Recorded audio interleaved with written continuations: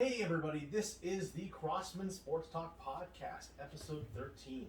How is everyone doing tonight? We're going to start off this show with the retiring of Greg Olsen. He officially retired as a Carolina Panther. He announced this on Sunday before all the pregame stuff, before the NFC conference conference championship. He ended his football career ranked 5th in NFL history in the receiving yards. He had 8,683, and he had 742 receptions among the tight ends in the Super Bowl era.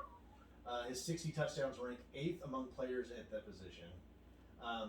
He was drafted originally for Chicago in 2007, traded to the Panthers in 2011, and then he ended up won last year in Seattle to try and get that Super Bowl ring. Unfortunately, it didn't work out that way for him. Like we talked about last week with Rivers, is Greg Olsen a future Hall of Famer? It's borderline, very borderline. Can you hear me? Yeah, you're good. Okay. I think it's borderline. What I've been hearing is it's probably going to take him quite a while if he does get in. It's going to take quite a while for him to get into the Hall of Fame. He never really came into his. He was good in Chicago, but I don't think he became the Greg Olsen, the great tight end until he hit Carolina. Hall of Fame. It's going to be cutting it close for him. Yeah, I think he's going to be borderline. He's definitely not a first ballot. Maybe second, third. It's going to take him a little bit to get in. He's going to be one of those old decrepit guys if he makes it in, giving his speech up on the podium. He's going to linger. I remember back in 2021. Yeah. Back in those days. Yeah, it's a toss-up. I agree. I definitely don't think it's a first-round ballot.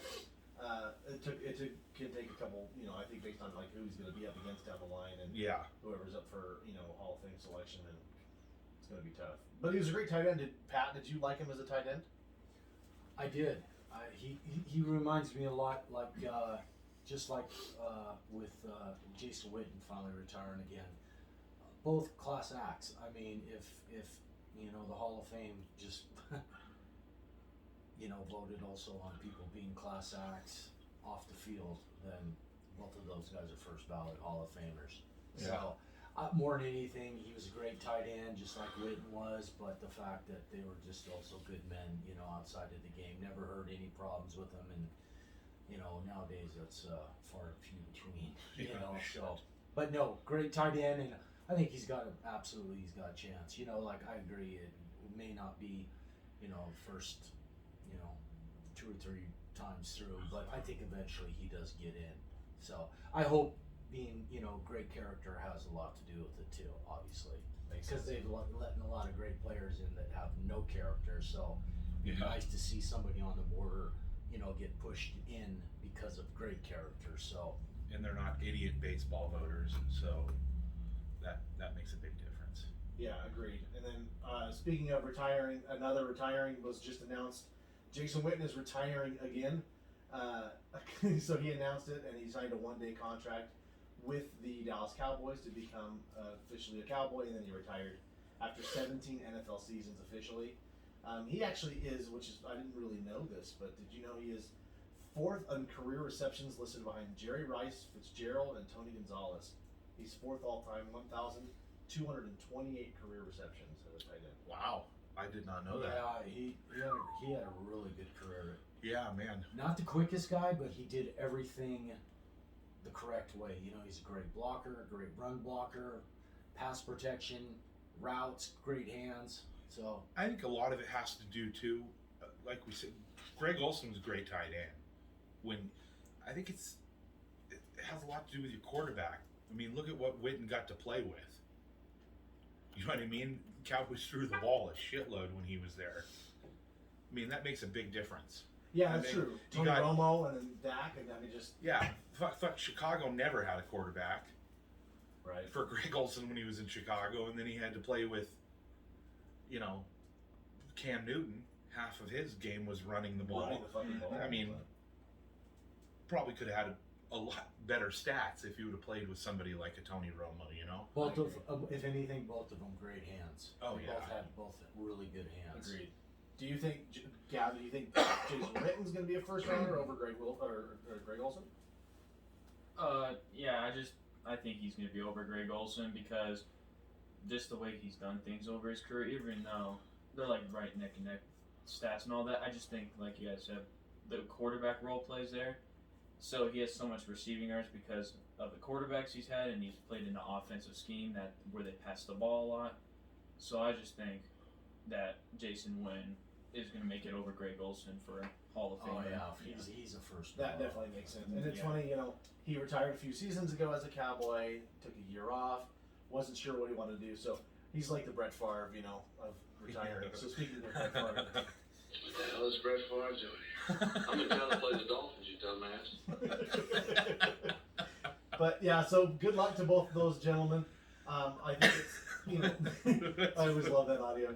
What's Brett Favre doing? So yeah, we'll see what happens down the line. Retirement is great for those guys, and they're both great tight ends. Deserve a good future. So we'll see. They're both good dudes. Let's just hope Witten keeps going.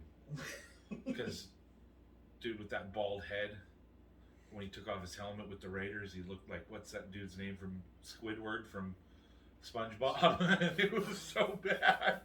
He was looking old, baby. Squidward. Oh no. So speaking of, we're going to jump a little bit, some more NFL news here. So it was announced the other day. So the Detroit Lions and Matthew Stafford agreed mutually to get traded out. There are actually a bunch of teams that are interested. I just read a little bit ago. Number one right now is the Rams. Just popped up as a very interested party for Matthew Stafford. We were just listening to that driving here. That literally On just broke 710. like an hour ago. It popped up. The LA Really? But the only thing that's going to hold him back is the dead money with Jared Goff's contract. Because if he's gone, it's a shitload of dead money. 40 million dead money. Are they like over the cap by like 30 mil? Who? The Rams? I think they're like over the Yeah. cap like 30 mil. So, I mean, the Niners are involved. But, yeah, the Rams have had discussions. I heard the Colts are also very involved in Matthew I Stafford. think the Colts are a perfect fit for him. I would agree. He's to the point in his career, like a lot of quarterbacks that, get to that point in their career and then they go to somebody else. He's going to want to go to a contender, obviously. I mean, that's going to be, he's not, he's made his money.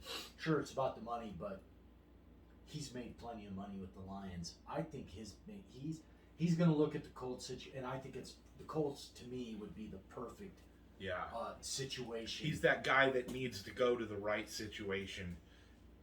The second act of his career, like Brett Favre went to Minnesota. That was a perfect landing spot for him, taking him to NFC title. I think, I agree. I think the Colts would be a perfect landing spot for him. And what quarterback wouldn't want to play behind the Colts O-line? Right. No kidding. One With of the best Nelson O-lines in the league. And look at him. He got his ass kicked all those years in Detroit. He was a tough guy. I mean, he took a pounding for years. And, what's going to make a difference, too? He's going to want to go to a contender, and I think the Colts are going to be right there next year.